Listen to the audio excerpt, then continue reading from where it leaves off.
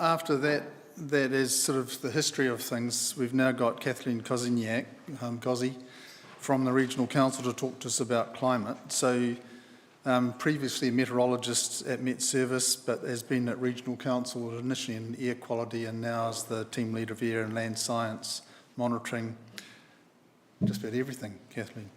Climate science, air quality, land science and terrestrial ecology, that's most of it. So if you'd like to come and tell us all about your learnings from the cyclone, please.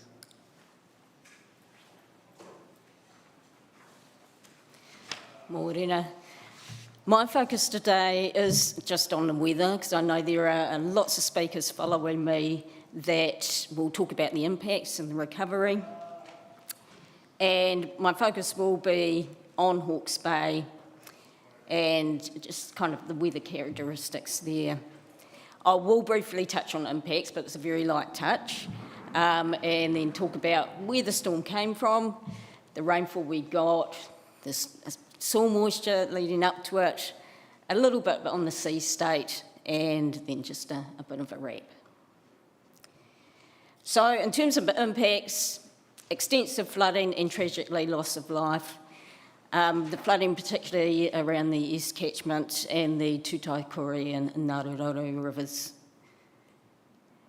We had significant erosion and landsliding in the hill country, which delivered sediment into the waterways, to the coast and on the lowlands.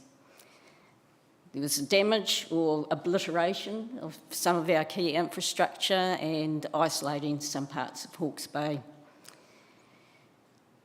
Considerable loss of vegetation and the issue of woody debris and the problems all of that caused.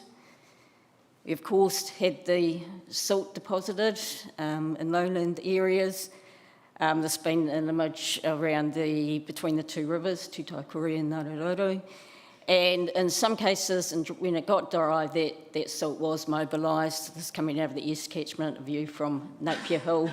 And in these sorts of cases, we did see a bit of some elevation in particulate levels at our air quality site, Mariwa, in Napier.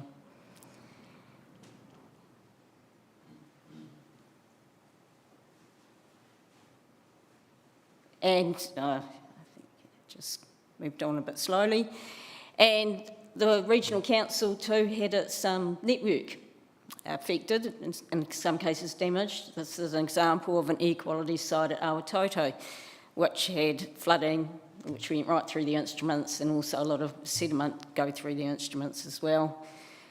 And I'm sure people following me will talk about crop losses. I can affirm that we saw onions in places we really didn't expect. So where did it come from? It originated around about the Solomon Islands, tracked through the Coral Sea, where it developed into a Category 4 tropical cyclone, packing winds of up to 200 kilometres per hour. Made its path to New Zealand, where it transitioned into, as they all do, into a high impact storm generally. But it was passing over warmer than average seas, which allowed it to load up on moisture as it made its way here. Here I've got comparison of a couple of tracks of other cyclones, one being Cyclone Bola in blue. I've just added Cyclone Bernie in 1982, because I mentioned that in regards to some winds. So Bernie and Gabrielle had quite similar paths. Bola came more directly from the direct north and actually skirted down the west rather than out to the east. But a common point that they will have in common is that kind of just east of North Cape. And it's this sort of weather pattern, which I've got for both Bola and Gabrielle, very similar. It's a very large low centred around that area and wedged against a ridge of high pressure over the South Island and central New Zealand. And that has the effect of really tightening up those isobars and driving very strong easterly winds over the region, and with that, typically rain too. So in Gabrielle, we saw wind gusts, easterly wind gusts of about 120 to 150 kilometres per hour, at kind of eastern Wairoa Mahia areas, about 130 kilometres in Cape Kidnappers. And then just looking at kind of the three cyclones I mentioned at Napier Airport. So Gabrielle, we were seeing gusts of about 90 kilometres per hour. In Bola, it was around about 80. Cyclone Bola was about 117. That's why I give that a mention. And because it is known for flattening 40 hectares of trees in the Urewera National Park. So our prevailing wind in our region and New Zealand overall is westerly. So my understanding is that the trees aren't structurally conditioned as much to these gale to storm force easterly gusts that we get in these sorts of storms.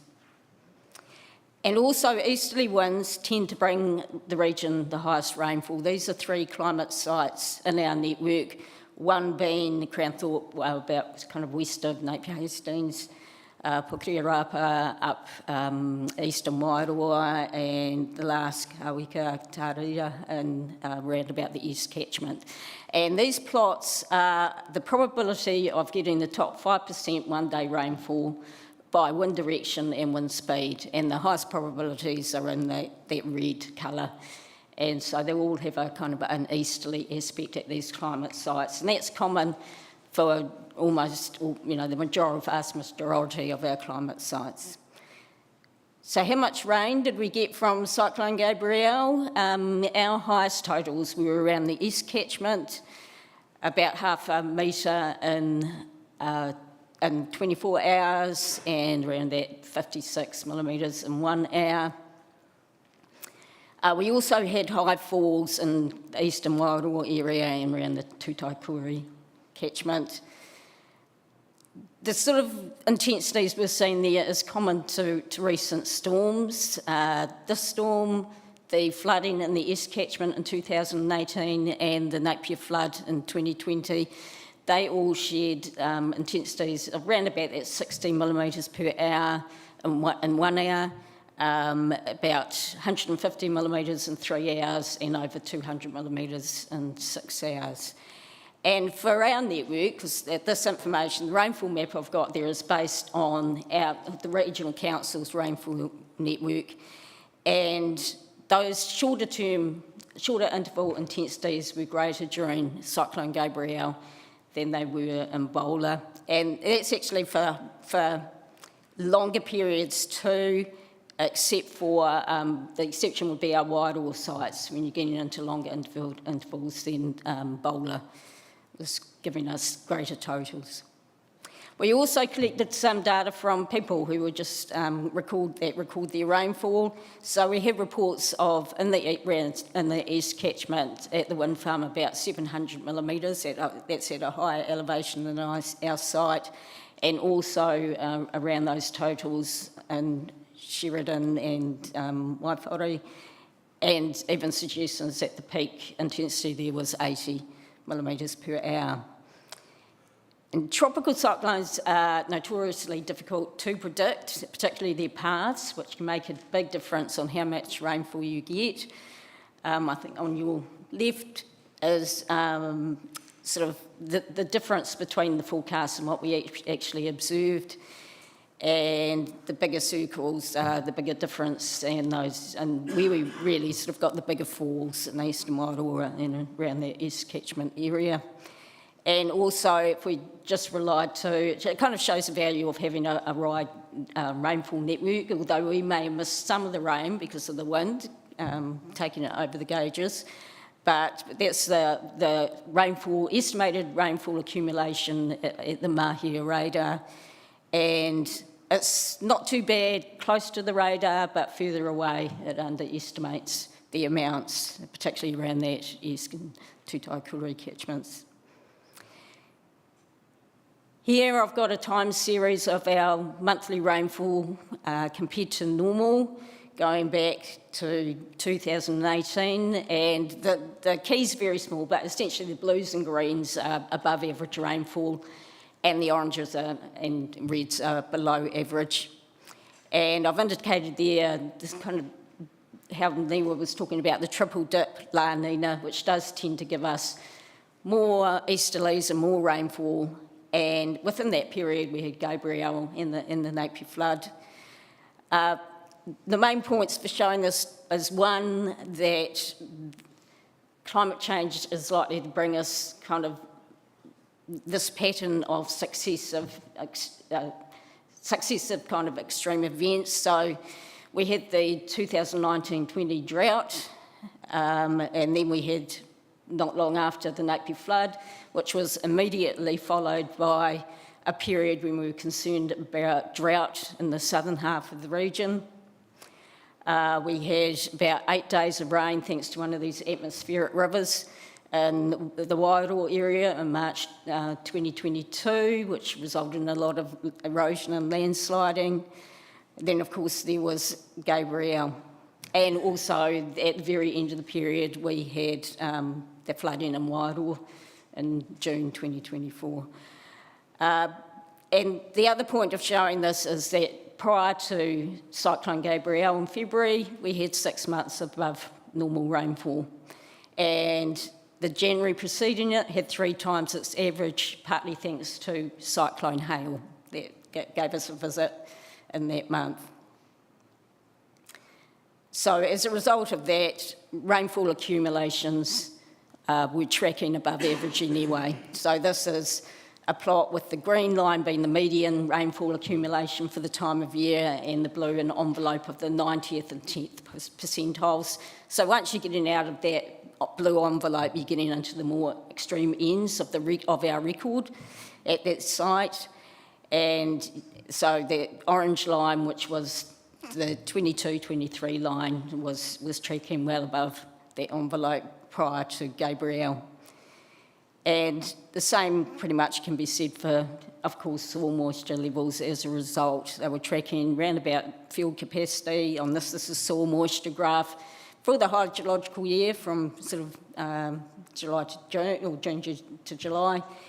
And it has, again, the median soil moisture level for the time of year at that site. And this is one in kind of around the east catchment. And again, that kind of envelope. And the red line is field capacity. So prior to Gabrielle, it was hovering around that field capacity line. In terms of sea state, that squeeze of that low against that ridge generated a long fetch of gale to storm force winds, which extended about 600 nautical miles from the region. So that generates large swell and wind waves. And when you look back at a record that goes back to 1940, and this is a record that tries to recreate the atmosphere. It's reanalysis data, so they try to recreate the atmosphere from observations at the time, plus using weather models to help guide it.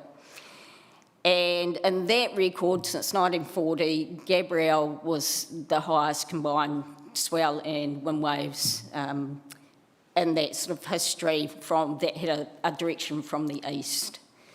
Actually, the biggest one that they've got there is related to Cyclone Bola, and one of those southerly ones. So in summary, it was a tropical cyclone that was tracking over warmer than the average seas, which seems to be a sort of now, as the climate warms, seems to always be the case almost, and loaded up with moisture before it arrived. It delivered gale to force storm gusts, easterly gusts, very high rainfall intensities, and that fell on a landscape that already was, pretty much loaded with moisture. And it tried to get rid of that from the landscape against a sea state that was bettering our shore, already in a high state.